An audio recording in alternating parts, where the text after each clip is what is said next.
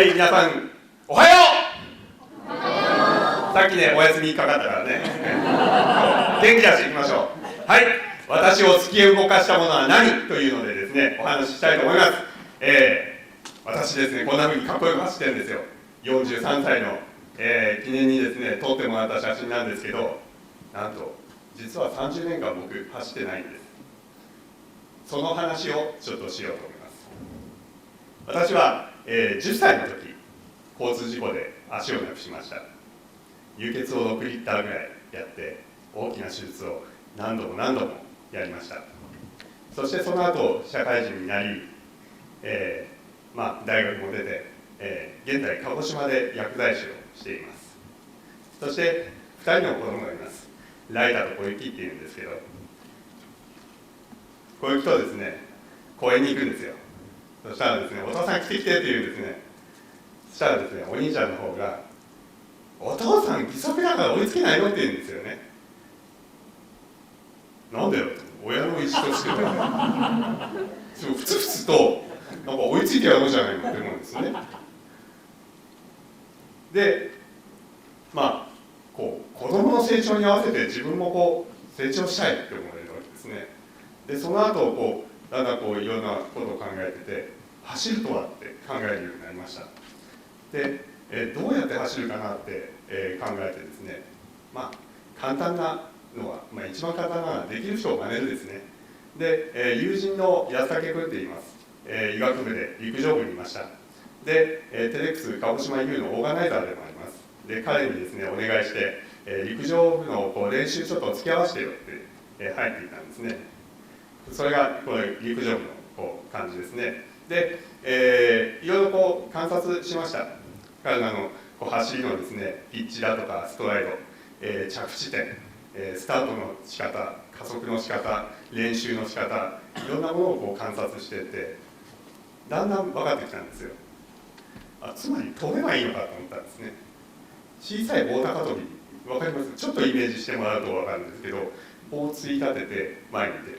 これを連続すれば走ってるように見えるじゃんと思ったんです。で、これをですね、実践してみたらですね、なんとなく走れたじゃんと自分の中で感覚があったんですけど、それがこの動画です。なんとなくですね、なんとなく。でもまだまだほぼ早歩きの状態です。これちょっといいんじゃないかなと思って、日本中のいろんな情報を集めてですね、義足をちょっと扱っているところからちょっと貸してよというので、お取り寄せしまして、試し履きをいろいろしました。で、鹿児島ではですね、実は私唯一の、義足アスリートでですね、装備屋さん扱ったことないんですよ、スポーツ義足を。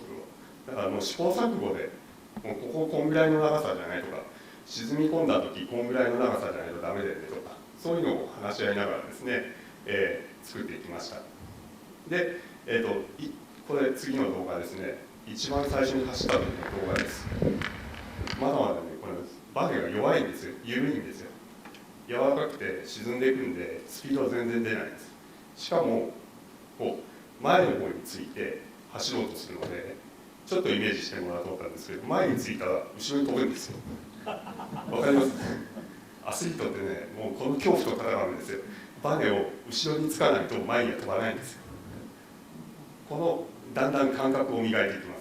するとですね、だんだん速くなります。音が変わるでしょ。だんだん速くなっています。これでだんだんコツ掴んできたので、体育館とかでですね、息子たちと一緒に、跳躍力つけるために、縄跳びしたりですね、簡単なかけっこしたりしたんですよ。なんとここで大発見がありました。何だと思います？すごいですよ。同じフォームで走ってるんですよ。すごくないですか？もうびっくりしましたよ、この瞬間の写真。ね、で、レンタル品からですね、自分専用を買いました。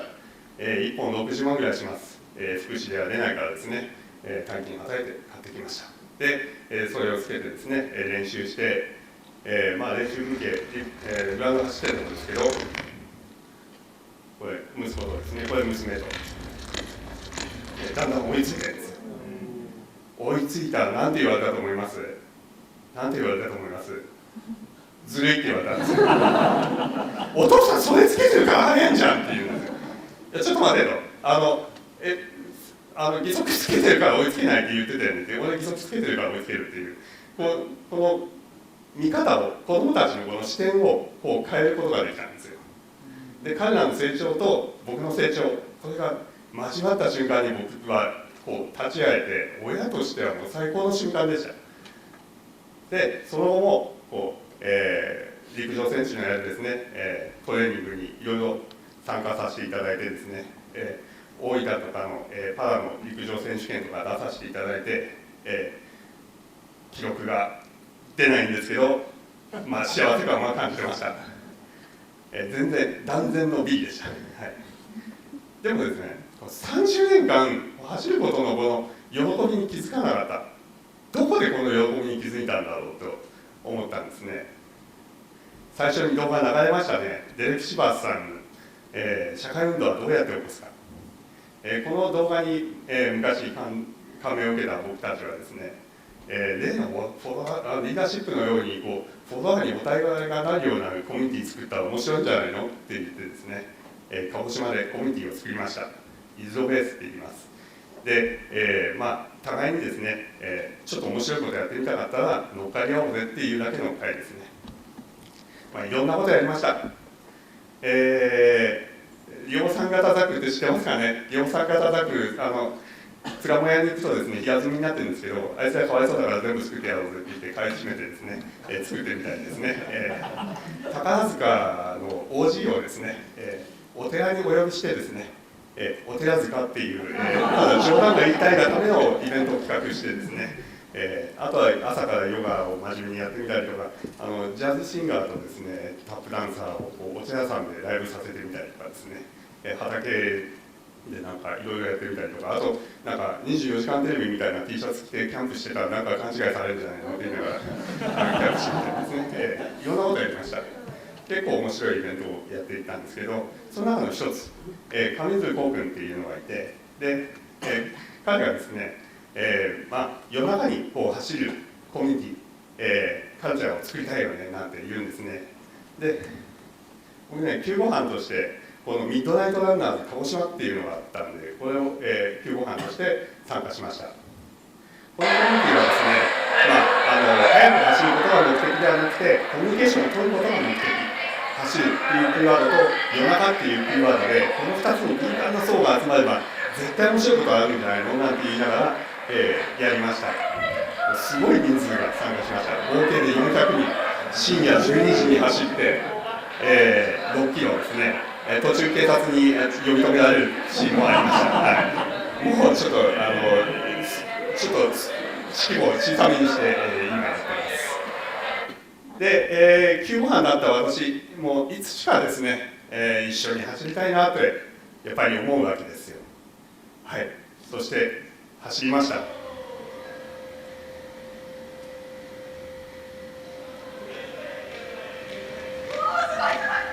い、20代女子を追いかける40代の絵です。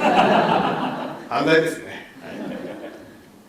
このコミュニティが僕にこう与えてくれたもの、それは走ってもいいよっていう承認でした。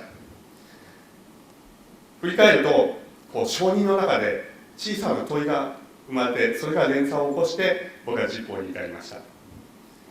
走るとはどのように、なぜ走るのか、これをこういろんな問いがループしながら私をこう育ててくれました。学ばせてくれました。そしてコミュニティ、家族、これはですね、まるでこう触媒のようにですね、私の思いをこうドライブしてくれたんですね。そして共に成長するシーンも多々ありました。道具でもなければ技術でもなく、つながりから生まれるものに突き動かされました。どうせ足がないから、走る体力、技術なんてないし、実はいろいろ人生でも断ってきました。走れないから俺無理、いやちょっとそれは俺体力的に無理だわとか、いやそれはできないって言っていろんなのを断ってきました。人生いろいろ損しました。でもそれはもう取り返せないけど、今からでも取り返すことはできるわけですね。30年間この気づかなかった呪いをどうにか払拭して私は走ることができました。そんな呪いから脱出するにはできることは一つです。ワクワクしたら道具や技術がなくてもいいです。そのコミュニティに片足を突っ込んでください。そしたら会いたい自分が見えてきます。現実の自分も見えます。そこから生まれる問いがあります。そのギャップを埋めるのがものなのかスキルなのか、あとはそこを埋める行動をするだけですね。何が自分を突き動かすのか、それは人とのつながりと問い続けることです。ありがとうございました。